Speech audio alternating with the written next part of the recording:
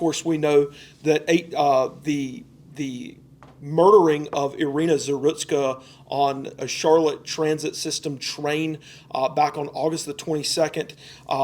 This was definitely a priority of the General Assembly, Yes. coming back in, of course, a press conference about 2 weeks ago, and then they hit the ground running this past week. They're a bipartisan and bicameral agreement.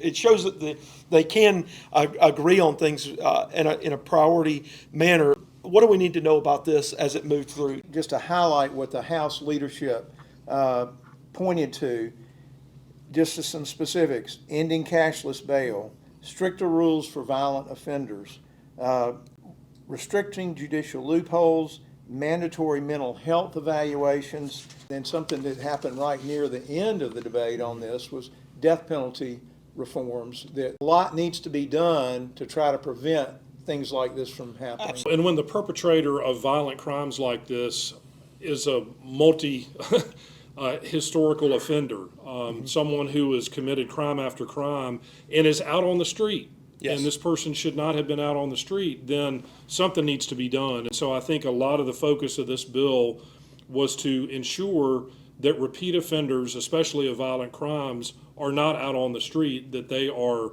either in jail or they're closely monitored so that law enforcement can keep them at bay and not be out in the public.